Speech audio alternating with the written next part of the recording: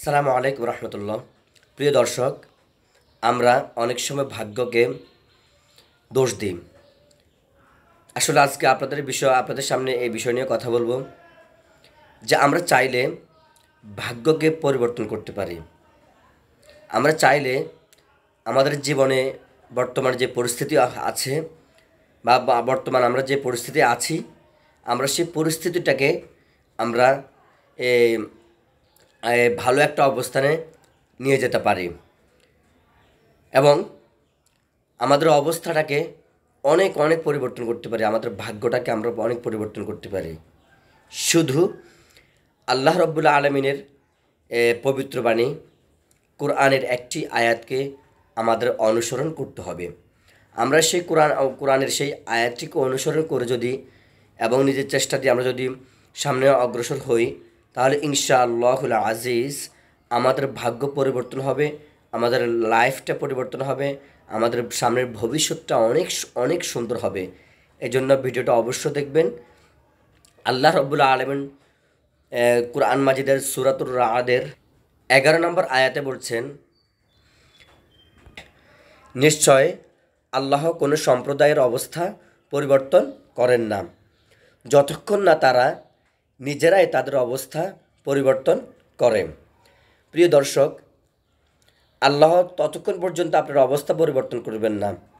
সম্প্রদায় বলতে একটা জাতি গোষ্ঠী সবাইকে বলেছে, অর্থাৎ আমরা মুসলমানরা একটা সম্প্রদায়। আমরা যদি নিজেদের অবস্থা পরিবর্তন না করি, তাহলে আল্লাহ আমাদের অবস্থা পরিবর্তন করবেন না। কারণ আল্লাহ রব্বুল আলামিন আমাদেরকে বিবেক দিয়েছে, বুদ্ধি দিয়েছে, কোনটা করলে আমাদের ভবিষ্যৎ ভালো হবে, কোনটা করলে আমাদের জন্য ক্ষতি হবে, এবং কি সব কিছু আমাদের বিবেক সব কিছু দিয়ে দিয়েছে। কিন্তু আমরা বিবেক দিয়ে কাজ করতে হবে। আজকে দেখেন, অনেক গরিব ফ্যামিলি দিন দিনে কোটিপতি হয়ে যাচ্ছে, বড়লোক হয়ে যাচ্ছে, আর্থিক অবস্থা ভালো দিকে যাচ্ছে। কারণ তাদের চেষ্টা আছে, তারা নিজের ভাগ্য পরিবর্তন করার জন্য তারা চেষ্টা করতেছে, আর আল্লাহ রব্বুল আলামিন তাদেরকে সাহায্য করতেছেন।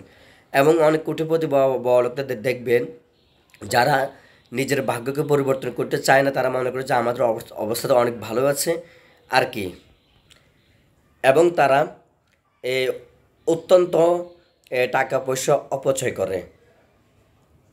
অপচয় করে এবং তারা নিজের ভাগ্যকে বর্তমান যে অবস্থা আছে সে অবস্থা থেকে তারা আরও উন্নতির দিকে নিয়ে যায় না, যার কারণে আল্লাহর রহমতও উঠে যায়। এজন্য আস্তে আস্তে তারা নিচের দিকে ধাবিত হয়ে যায়। আল্লাহ রাব্বুল আলামিন উক্ত আয়াতের মধ্যে আবার বলেন, আল্লাহ কোনো সম্প্রদায়ের অকল্যাণ করতে চাইলে তা রদ করার কেউ নেই, আর তিনি ছাড়া তাদের কোনো অভিভাবক নেই। অর্থাৎ আল্লাহ রাব্বুল আলামিন যদি চান, কারো ক্ষতি করতে চান, কারো সমস্যা করতে চান, তাহলে তা মানে বাধা দেওয়ার বা করার, সেই সমস্যার সমাধান করার মতন কেউ নেই, একমাত্র আল্লাহ রাব্বুল আলামিন ছাড়া। আল্লাহ রাব্বুল আলামিন বলতেছেন, ওই আয়াতের মধ্যে বলতেছেন, আর তিনি ছাড়া তাদের কোনো অভিভাবকও নেই।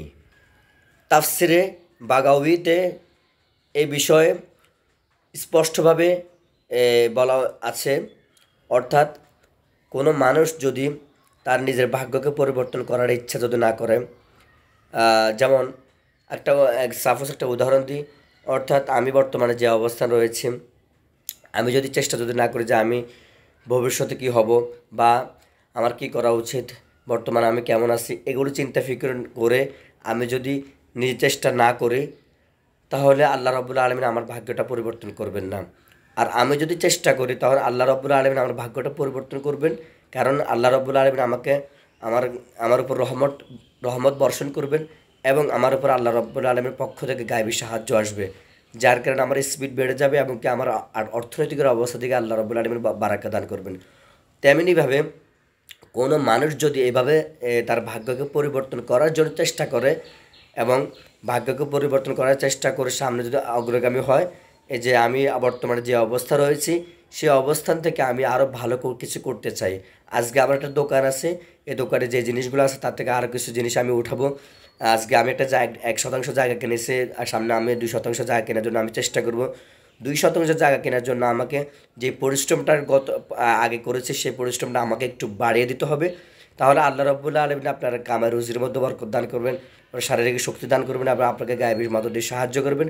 আস্তে আস্তে আপনার টাকা অর্থনৈতিক অবস্থা দিকে ভালোর দিকে আসবে। এভাবে করতে করতে আপনি আপনার ভাগ্যটা পরিবর্তন করতে পারবেন এবং আল্লাহ আপনার উপর খাস রহমত নাজিল করবেন।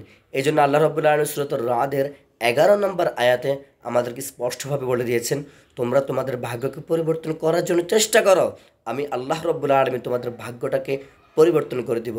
প্রিয় দর্শক, আসুন আমরা নিজের ভাগ্যকে পরিবর্তন করার জন্য চেষ্টা করি। ভাগ্যকে দোষ দিয়ে লাভ নেই, আল্লাহকে দোষ দিয়ে লাভ নেই। আল্লাহ রাব্বুল আলামিন আমাদের বিবেক দিয়েছে, বুদ্ধি দিয়েছে, সেই বিবেক বুদ্ধি অনুযায়ী যদি আমরা কাজ করি তাহলে ইনশাআল্লাহ আমাদের ভাগ্য অবশ্যই পরিবর্তন করবেন। আসুন আমরা আল্লাহ রাব্বুল আলামিন কোরআনের এই আয়াতকে অনুসরণ করে সামনে অগ্রসর হই। প্রিয় বন্ধুরা, আপনি যদি এই চ্যানেলের নতুন দর্শক হয়ে থাকেন অবশ্যই চ্যানেলটি সাবস্ক্রাইব করবেন, পাশে নোটিফিকেশন বেল আইকনটা অল করে দিবেন, তাহলে আমার প্রতিটা ভিডিও আপনার সামনে চলে আসবে। আর যদি আপনি সাবস্ক্রাইব করা থাকে তাহলে অসংখ্য ধন্যবাদ। লাইক করবেন, কমেন্ট করবেন কেমন হয়েছে। আসসালামু আলাইকুম রহমতুল্লাহি ওয়া বারাকাতুহু।